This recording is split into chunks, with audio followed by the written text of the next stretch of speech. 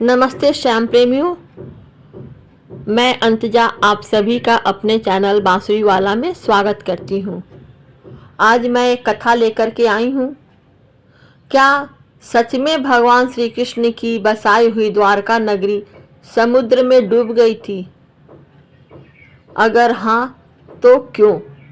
आज इसी विषय पर मैं एक कथा लेकर के आई हूँ। क्या सचमुच द्वारका नगरी डूब गई थी? क्या यह एक श्राप था या समय का नियम? आज हम जानेंगे द्वारका के डूबने की पूरी कथा और उसके पीछे छुपा गहरा संदेश। तो कृपया हमारे वीडियो में अंत तक बने रहिएगा अगर आप श्री कृष्ण के भक्त हैं। जब श्री कृष्ण ने मथुरा छोड़कर समुद्र तट पर एक भव्य और सुरक्षित नगरी बसाई, उसका नाम रखा गया द्वारका। जय हो द्वारका नगरी तुम्हारी, जय हो जय हो। कहा जाता है कि यह नगरी समुद्र के किनारे नहीं बल्कि समुद्र के बीच सुरक्षित रूप से बनाई गई थी। यह सोने, रत्नों और भव्य महलों से सुसज्जित थी।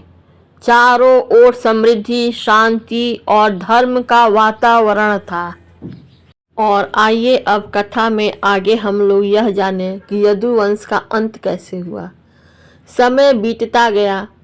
एक दिन ऐसा आया जब यदुवंश के लोगों में अहंकार और आपसी विवाद बढ़ने लगे।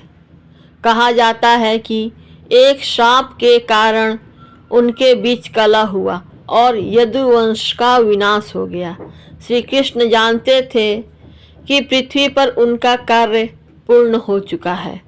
उन्होंने संसार को धर्म, कर्म और सत्य का मार्ग दिखाया था।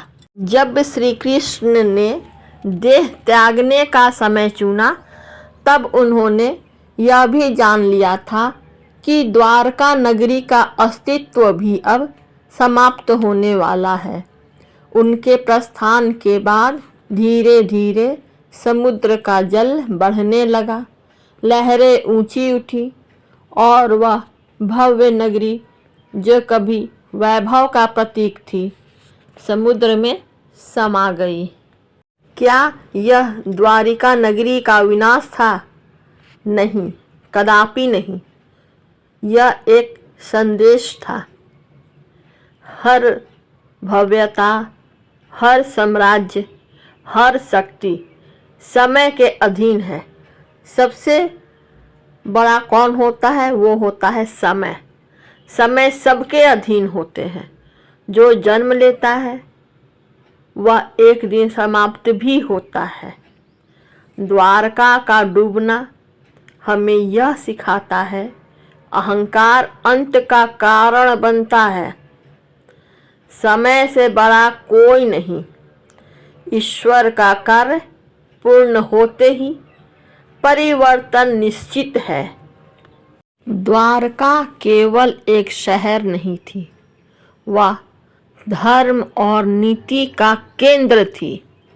जब उद्देश्य पूरा हुआ तो उसका विलय भी प्रकृति के नियम से हुआ। आज भी समुद्र के नीचे प्राचीन रचनाओं के अवशेष मिलने की बात कही जाती है। यह कथा आस्था और इतिहास दोनों का संगम है। भगवान श्री कृष्ण हमें सिखाते हैं कि जीवन में चाहे कितना भी वैभव क्यों न हो, धर्म और विनम्रता ही सच्ची संपत्ति है। अगर आप श्री कृष्ण में आस्था रखते हैं तो कमेंट में जय श्री कृष्णा जरूर लिखिएगा। धन्यवाद।